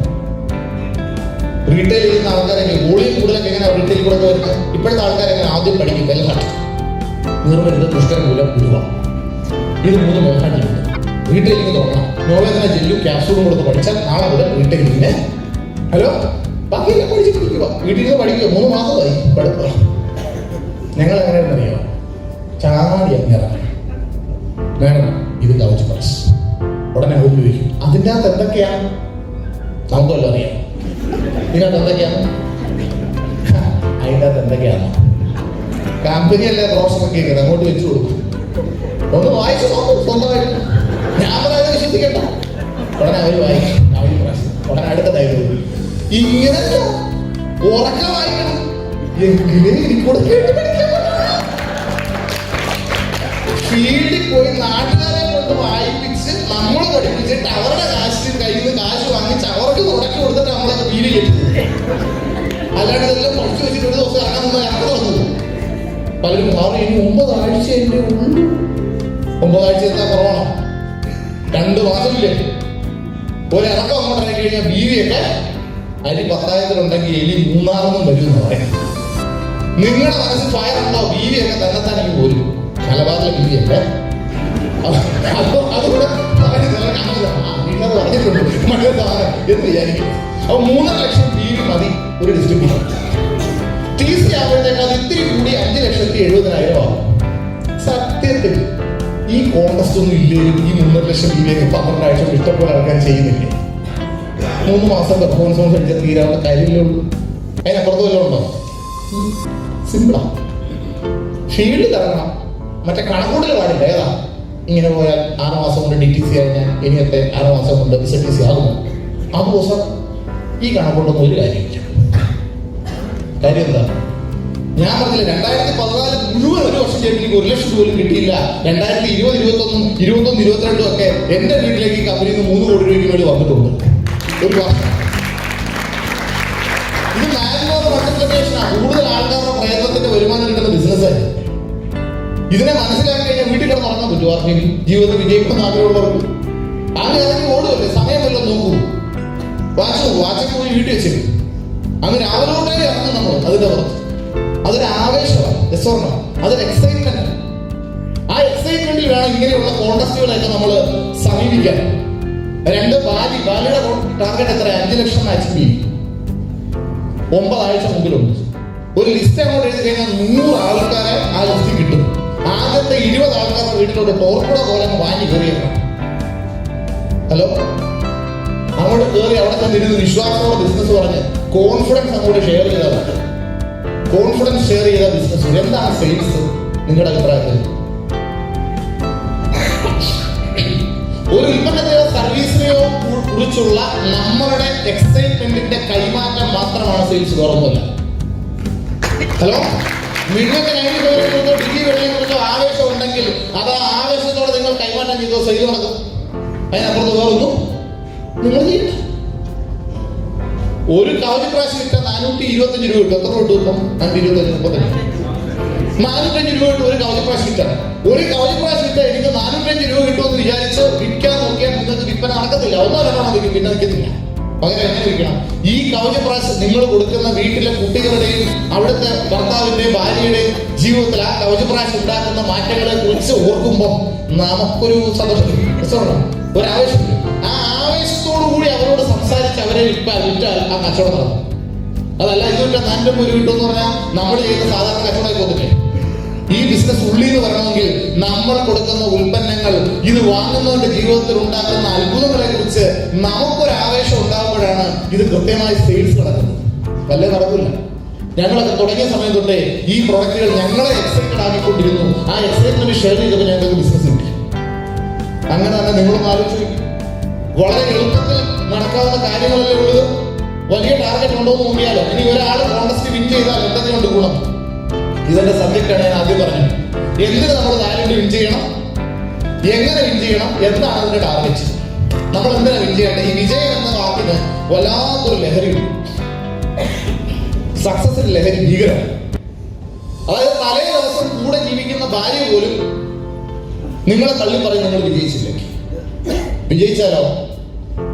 ഒരു 3 വർഷം മുമ്പ് കൊല്ലം ജില്ലക്കാരായ 4 ചെറുപ്പക്കാർ ചേർന്ന് ഒരു ലോട്ടറി എടുത്ത് 500 രൂപയ്ക്ക്.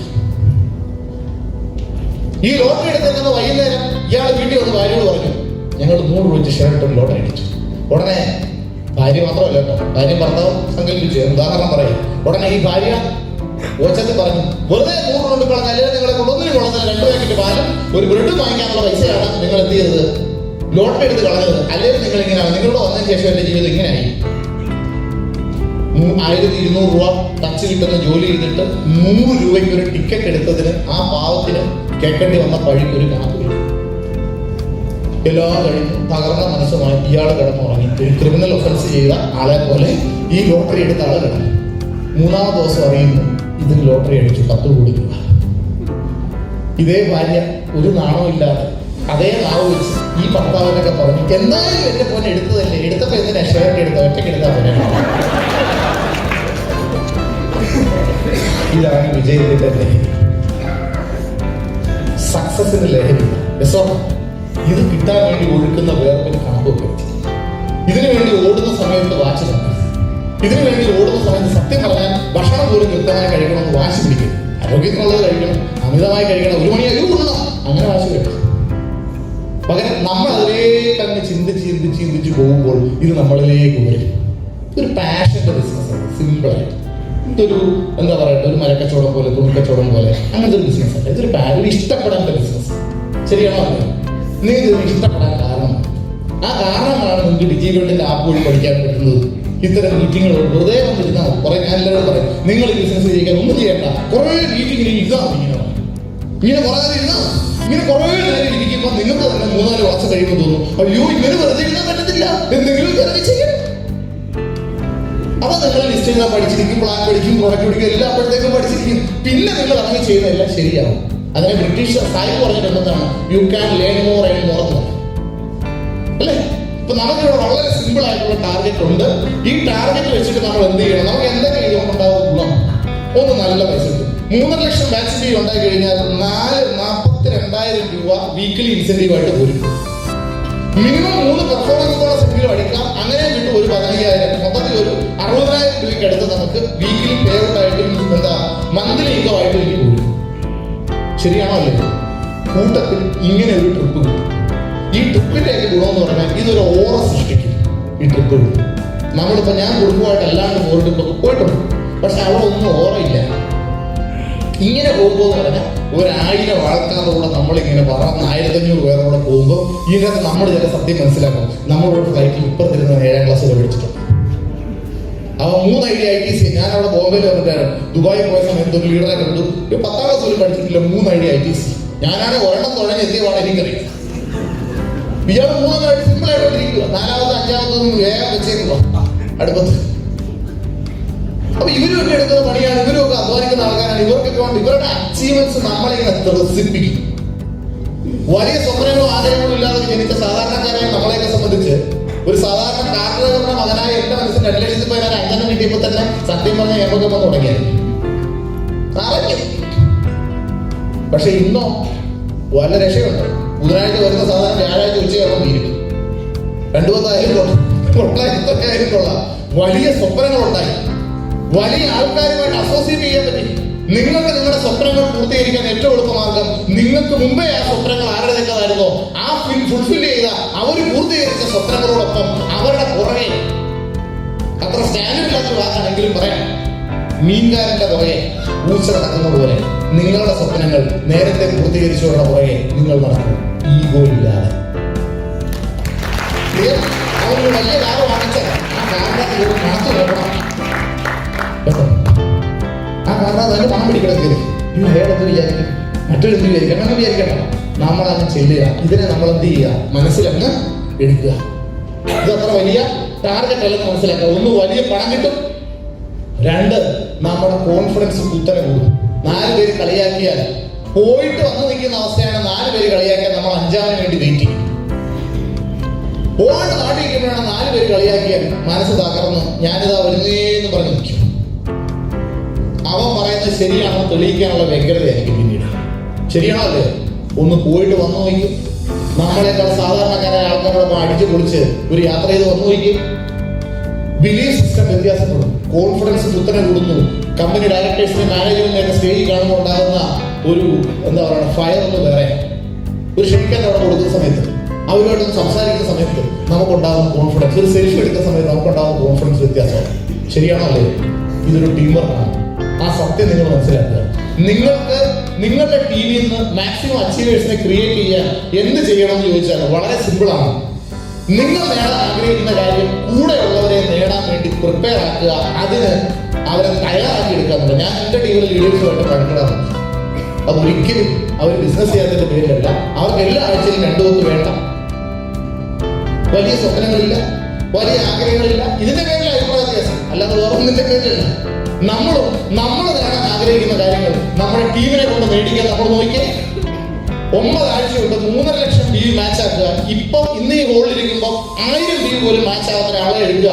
അയാൾക്ക് എന്താ വേണ്ടത്? 3.5 ലക്ഷത്തിനെ 9 ആഴ്ച കൊണ്ട് ഡിവൈഡ് ചെയ്താൽ 38,888 MBV ഒരാഴ്ച വേണം. വേണ്ടേ? മറ്റന്നാളത്തെ വെള്ളിയാഴ്ചക്കൊക്കെ 38,888 ബി വെച്ച് ഓർക്ക് 1-ലും 2-ലും അടുത്ത 8 ആഴ്ച അങ്ങനെ ഒന്ന് അടിച്ചു പോവുക. അതായത് ഒരു 40,000 MBV കൂട്ടിക്കും. 54,000 രൂപയുടെ ബിസിനസ് ഒരാഴ്ച വേണം. അതിനെ കൃത്യമായി നോക്കിയാൽ ഒരു ദിവസം 16,000 8,000 വെച്ചിട്ട് ഓർക്ക് 1-ലും 2-ലും ചെയ്യണം. അതായത് ഒരു ദിവസം ഒരു 16,000 രൂപയുടെ ബിസിനസ്. ഒരു ദിവസം 16,000 രൂപയുടെ ബിസിനസ് ചെയ്യാൻ സത്യത്തിൽ വലിയ പാടുണ്ടോ? നല്ല കുറച്ച് ഹോം മീറ്റിങ്ങുകൾ വെക്കുക, നല്ല കുറച്ച് ടീം മീറ്റിങ്ങുകൾ വെക്കുക. കൂടെ 5-10 പേരെയുള്ള ഇവരെ വിളിച്ചിരുത്തി കൃത്യമായിട്ട് അവരോട് കാര്യങ്ങൾ സംസാരിക്കുക. പരമാവധി നമ്മൾ എന്ത് ചെയ്യുക, റീറ്റെയിൽ ചെയ്യാൻ പറ്റുന്ന കുറെ പ്രൊഡക്റ്റുകൾ നമ്മൾ തന്നെ വാങ്ങിക്കുക. മിനിമം 10 പ്രൊഡക്റ്റെങ്കിലും ഒരു ഡിസ്ട്രിബ്യൂട്ടറായിട്ട് വീട്ടിൽ ഉപയോഗിച്ചിരിക്കും. നമ്മുടെ ആൾക്കാരുടെ കാര്യമൊക്കെ പറഞ്ഞു കഴിഞ്ഞാൽ എനിക്ക് സമയമില്ല, സമയം ഓൾറെഡി കഴിഞ്ഞു, 5 മിനിറ്റും തീർക്കും. പലപ്പോഴും നമ്മുടെ ഡിസ്ട്രിബ്യൂട്ടേഴ്സിന്റെ അവസ്ഥ സത്യം പറഞ്ഞാൽ ചിലപ്പോൾ ചിരി, ചിലപ്പോൾ കരച്ചിരി ഒക്കെ വരും. ഞാൻ തൊഴിലെ കഴിഞ്ഞ ദിവസം ഒരു ലീഡറെ വീട്ടിൽ ചെന്നു. അപ്പോൾ അവർ അമ്മയും സ്കൂളിലവിടെ കാണാൻ വേണ്ടി പോയി. അപ്പോൾ അവർ ഒരു സാധനം ഉച്ചയ്ക്ക് വന്നാൽ കഴിച്ചിട്ടേ പോകണമെന്ന് പറഞ്ഞു. ഞാൻ കഴിച്ചു. ഭക്ഷണമെല്ലാം കഴിച്ചിട്ട് ഞാൻ പറഞ്ഞു, മാഡം ഹാൻഡ് വാഷ് ഉണ്ടോ? അപ്പോൾ ഉടനെ ഇവർ ഹാൻഡ് വാഷ് ഇവരിങ്ങനെ പമ്മി. ഉടനെ ഇവരുടെ മോള് സംഭവം കയ്യിൽ നിന്ന് പോയി. മോള് ഞാൻ എടുത്തോണ്ടിരാൻ പറഞ്ഞു മോള് വരും. അപ്പോൾ ഇവർ മോളോട് വേണ്ടാന്ന് പറയുന്നുണ്ട്, പക്ഷെ സംഭവം കയ്യിൽ നിന്ന് പോയി. മോള് ഹാൻഡ് വാഷ് എടുത്തോണ്ട് പോയി. അപ്പോൾ എനിക്ക് മനസ്സിലായി വേറെ ഹാൻഡ് വാഷ്. പക്ഷേ ഈ മോള് ഹാൻഡ് വാഷ് കൊണ്ടുവന്നപ്പോൾ പെട്ടെന്ന് ഞാൻ തെറ്റിദ്ധരിച്ചു പോയി. ഇത് എലമെന്റ്സിന്റെ ഹാൻഡ് വാഷ് ആരും മുമ്പ് വരുന്നത്. ഹലോ, മോള് മുമ്പ് വരുന്നത്. ആ അമ്മയും മോളെയും സത്യത്തിൽ തെറ്റിദ്ധരിച്ചത് അങ്ങ് വിഷമം വന്ന് ഞാൻ ഇങ്ങനെ ഹാൻഡ് വാഷ് ഞെക്കിയപ്പോൾ അകത്തൊന്നും ചന്ദ്രൻ ഇറങ്ങി. എലമെന്റ്സ് ഞെക്കിയപ്പോൾ എന്തിറങ്ങി വന്നു? ചന്ദ്രനോ ഇങ്ങനത്തെ കുറെ ഡിസ്ട്രിബ്യൂട്ടർ ചെയ്യാൻ കൊള്ളാവോ? ജാമ്യം കിട്ടാതെ കുറ്റമുണ്ടതൊക്കെ നമ്മുടെ പ്രോഡക്റ്റിന് ഇനി ഒരു 10 എണ്ണമെങ്കിലും ഉപയോഗിക്കട്ടെ. വേണ്ടേ? ടീമിലുള്ളവരേക്ക് ഉപയോഗിക്കട്ടെ, പരമാവധി ആൾക്കാരിലേക്ക് എത്തിക്കട്ടെ, റീറ്റെയിലിന് കുത്തനെ കൂട്ടണ്ടേ. ഞങ്ങൾ ഈ പ്ലാൻ ഒക്കെ പറഞ്ഞ് 1.5 കൊല്ലം കഴിഞ്ഞിട്ടാണ് സത്യം നെഞ്ചി കവിച്ച് പറയാം. 1.5 വർഷം പ്ലാൻ പോലും പറയാതെ ഞാനും പ്രസാദ് സാർ ഇരിക്കുന്ന പല ലീഡർമാരും പ്രൊഡക്റ്റ് മാത്രം വിറ്റിട്ടുണ്ട്. ഇപ്പൊ ഈ പ്ലാൻ പഠിക്കുമ്പോൾ കുഴപ്പമെന്ന് വെച്ചാൽ റീറ്റെയിലേക്ക് നിർത്തി കളഞ്ഞ് സ്വിച്ചിട്ടോ ഇല്ലത്ത് നിറക്കുകയും ചെയ്തു, അമ്മ നിർത്തിയില്ല എന്നുള്ള അവസ്ഥയാണ് പലരുടെ. റീറ്റെയിലിംഗ് കൂടെ നിർത്തുകയും ചെയ്തു, എന്നാൽ പ്ലാനായിട്ട് വല്ലതും ചെയ്യുക അതും നന്നായിട്ട് അങ്ങോട്ട് റീറ്റെയിൽ ചെയ്യുക. ഡെയിലി ഒരു 10,000 രൂപയുടെ സാധനം റീറ്റെയിൽ ചെയ്യാൻ തീരുമാനിച്ചു വയ്ക്കും. ഇഷ്ടം പോലെ നടക്കും. ഒരൊറ്റ മാസം റീറ്റെയിൽ ചെയ്യുന്ന ഡേറ്റ എഴുതി വെക്കണം. രണ്ടാമത്തെ മൂന്നാമത്തെ മാസം അതിന്റെ റീപർച്ചേസ് നോക്കിയാൽ പോരെ. നിങ്ങളുടെ 10 ബന്ധുക്കളെടുത്ത് ഇതിൽ പല്ല് കേൾക്കാത്ത ബന്ധുക്കൾ ആരെങ്കിലും ഉണ്ടോ? കുളിക്കാത്തവരുണ്ടോ? ഹെയർ ഓയിൽ ഉപയോഗിക്കാത്തവരോ ഹാൻഡ് വാഷ് ഉപയോഗിക്കാത്തവരുണ്ടോ?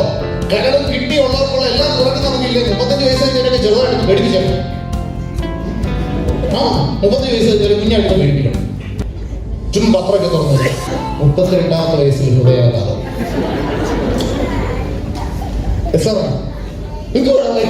ചുമ്മാ മനുഷ്യനെ പേടിപ്പിക്കാം. ഒന്നുമില്ല. ജിമ്മിൽ ഇൻസ്ട്രക്ടറായിരുന്നു. നൈസായി ആ ഒരു ചിന്ത. നീ വരുന്ന മുഷ്കര മൂലം ഉലുവ വെൽഹാട്ട് പതുക്കെ അവിടെ തുടങ്ങിയാൽ വെൽഹാട്ട് കച്ചവടം നടക്കും. സത്യം പറയാനില്ല, എനിക്കതൊക്കെ ഭയങ്കര ആഗ്രഹമാണ്. പക്ഷെ എനിക്ക് സമയം കിട്ടുന്നില്ല. സമയമില്ലെന്നുള്ള പ്രധാന പ്രശ്നം. നിങ്ങൾക്ക് ഈ സമയമുണ്ട്. നിങ്ങളതൊക്കെ എന്ത് സന്തോഷത്തോടെ ചെയ്യാവുന്ന ഒരു ബിസിനസ്സായത്. ആൾക്കാരെ ഒഴിപ്പിക്കും, ഒരു പ്രൊഡക്റ്റ് വാങ്ങിക്കും. സത്യത്തിൽ പേടിച്ചിട്ട് വാങ്ങിച്ചാൽ ഇതിന്റെ ഗുണം നല്ലതാണല്ലേ? ആണല്ലേ? ഇതൊക്കെ ധൈര്യമായിട്ട് നമുക്ക് ചെയ്യണം. മിനിമം ഒരു 50,000 രൂപയുടെ ഈ പ്രൊഡക്റ്റ് വീട്ടിൽ എപ്പോഴും തീരാതെ വെക്കണം. തീരുമ്പോൾ വീണ്ടും റീഫിൽ ചെയ്യണം. വേണം വേണ്ടേ? ആകെയുള്ള ഇൻവെസ്റ്റ്മെന്റ് ഈ ബിസിനസ് ഇതല്ലേ ഉള്ളൂ. വേറെ എന്തെങ്കിലും ഉണ്ടോ? എന്തെങ്കിലും ഉണ്ടോ? കപ്പലിന്റെ ഇരിക്കുന്ന വണ്ടി കണ്ടിട്ടില്ലേ? കപ്പലിന്റെ ഇരിക്കുന്നത് അത് ഒരെണ്ണം ഉണ്ടാക്കാൻ 1 ലക്ഷം രൂപയാവും. മേളിൽ കവറൊക്കെ സാധനം. ഇത് 6 മാസം കപ്പലിൽ വിട്ടിട്ടാവും വിചാരിക്കുമോ? വലിയ ഈ കച്ചവടം ശരിയല്ല വിറ്റേക്കാന്ന് വിചാരിച്ചാൽ ആ വണ്ടിക്ക് 10,000 രൂപ കിട്ടും. നിങ്ങൾ മൈലേജ് 1 ലക്ഷം രൂപ പ്രൊഡക്റ്റ് വാങ്ങിച്ചിട്ട് 6 മാസമല്ല 1 കൊല്ലം നിങ്ങൾ ഗൾഫിൽ പോയി 2ാമത്തെ കൊല്ലം വന്നിട്ട് വിറ്റാലും 1,40,000 കിട്ടൂല്ലോ. ഇതിന്റെ പിന്നെ എന്തിനാ അമിതമായി മേടിക്കണം? ഓവറായിട്ട് മേടിക്കുന്നതിന്, എക്സ്ട്രാ കെയർ ചെയ്യുന്നതിന് 50% മേലെ ലാഭമുള്ള എല്ലാം പിടിക്കാം. അതൊന്നും റിസ്ക് അല്ല. 50% താഴെ ഉള്ളത് റിസ്ക് ഉള്ളൂ. 1 ലക്ഷം രൂപ ബാങ്ക് ഇട്ട ഒരു വർഷം കിട്ടുന്ന പലിശ 6,000 രൂപ. ഇപ്പം 1 ലക്ഷം രൂപയ്ക്ക് 30 കൊല്ലം കഴിഞ്ഞ് ഉണ്ടാകുന്ന വില 20 രൂപയാണ്. 1 ലക്ഷം രൂപയുടെ പ്രൊഡക്റ്റ് പൈസ ബാങ്ക് ഇട്ട 6,000 രൂപ കിട്ടും. 1 ലക്ഷം രൂപയുടെ സ്വർണ്ണം ബാങ്കിൽ പണയം വെച്ചാൽ ഒരു വർഷത്തേക്ക് 7,000 രൂപ പലിശ കിട്ടും. 1 ലക്ഷം രൂപയുടെ പ്രൊഡക്റ്റ് ഇപ്പൊ പണയം വെച്ചിട്ട് ഒരു വർഷം കൊണ്ട് നിങ്ങൾ വിറ്റ് തീർത്തോ? പ്രൊഡക്റ്റ് വാങ്ങി 1,40,000 50,000 കിട്ടുന്നില്ലേ? എന്തിനാ എക്സ്ട്രാ കെയർ ചെയ്യുന്നു? ഇതിനെ അമിതമായി പിടിച്ചു വെക്കേണ്ട കാര്യമുണ്ടോ? ഇതെന്റെ നാഗമാണ് താഴി പാലക്ക വാല ഇങ്ങനെയൊക്കെ പറഞ്ഞിട്ട് ഇതെല്ലാം പിടിച്ചു വെക്കണം. ഞങ്ങളുടെയൊക്കെ വീട്ടിലെ സ്വർണ്ണങ്ങൾ പലതും ഇപ്പോഴും ബാങ്കുകളിലിരിക്കുന്നു. സംഭവം സീലിംഗ് ഡയമണ്ട് ഒക്കെയാണ്. ഇതൊക്കെ നമ്മൾ വെച്ചിട്ട് നല്ല പ്രോപ്പർട്ടി ഒക്കെ വാങ്ങിച്ചിടും. അല്ലാതെ സ്വർണ്ണം എല്ലാം കൂടെ വീട്ടിൽ വെച്ചിട്ട് ഇത് കണ്ട് പേടിച്ച് വലിയ വീടും വെച്ച് അതിനെ ഉറക്കമില്ലാതെ കടനെ പേടിച്ച് ചെയ്യേണ്ട കാര്യമുണ്ടോ? ബാങ്ക് വസ്തു ഒറ്റ ഇൻസിഡന്റ് പറഞ്ഞാൽ ഞാൻ നിർത്താം. 2018 എന്റെ ഒരു ലീഡർ ഒരു NTC ലീഡർ നിർബന്ധിച്ചു പറഞ്ഞു, ഹൈവേ സൈഡിൽ 10 സെന്റ് സ്ഥലം അന്വേഷണം വാങ്ങിക്കാൻ നല്ല പ്രോപ്പർട്ടിയാണ്. ഇപ്പോഴാണ് സെന്റിന് 10 ലക്ഷം രൂപ. 1 കോടി രൂപ. എന്റെ 10 ലക്ഷം രൂപ ഇല്ല. ഞാൻ എന്റെ വീട്ടിലെ സ്വർണ്ണം എല്ലാം കൊണ്ട് പണയം വെച്ചു. 14 ലക്ഷം രൂപ കിട്ടി. ഈ കാശ് കൊടുത്തു കുറച്ച് കടവും 50 ലക്ഷം രൂപ വസ്തു വാങ്ങിച്ചു. 3 കൊല്ലം കഴിഞ്ഞു അതിനകത്ത് 3 സെന്റ് സ്ഥലം ഹൈവേ അതോറിറ്റിക്കാർ എടുത്തുപോയി. നോട്ടീസ് ഒന്ന് കൊണ്ടുപോയി. ഞാൻ വേണം പറഞ്ഞു പോയതല്ല വിറ്റ് 48 ലക്ഷം രൂപ എന്റെ അക്കൗണ്ടിൽ തന്നു. 3 സെന്റിന് 48 ലക്ഷം രൂപ കിട്ടി. പോയിട്ട് 7 സെന്റ് പിന്നെയും കിടക്കുക. കച്ചവടം ലാഭമാണോ നഷ്ടമാണോ? നിങ്ങളറിയും. അതുകൊണ്ട് നിങ്ങൾ എല്ലാം കൂടെ സ്വർണ്ണം കൊണ്ട് പണയം വെച്ചിട്ട് വസ്തുവല്ല ചീത്ത പറമ്പൊക്കെ വാങ്ങിച്ചിട്ട് എന്നെ നാളെ കുറ്റം പറയരുത്. ഞാൻ അതിനു വേണ്ടി അല്ല പറഞ്ഞത്.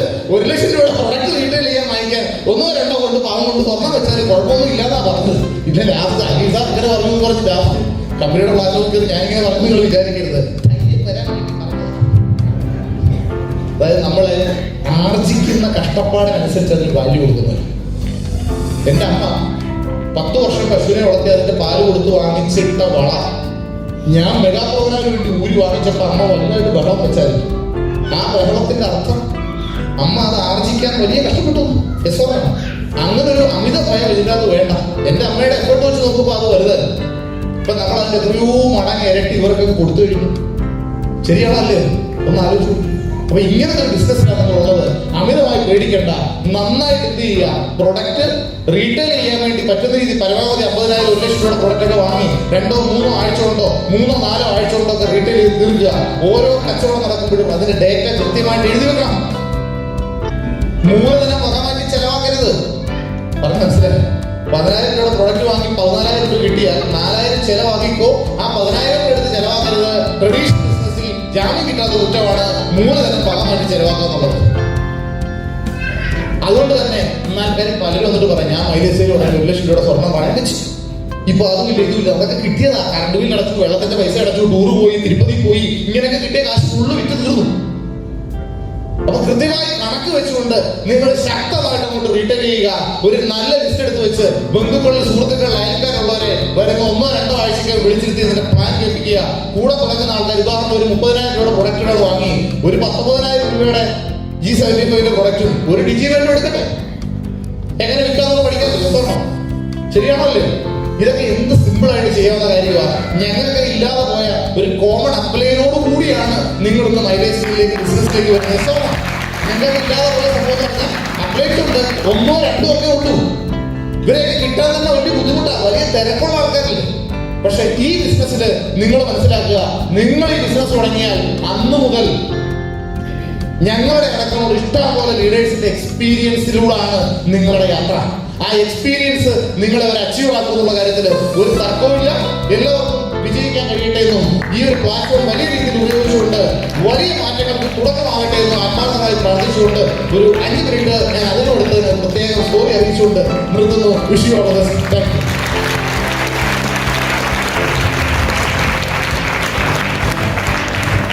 കുറവുണ്ട്, കയ്യടിയുടെ കുറവുണ്ട്.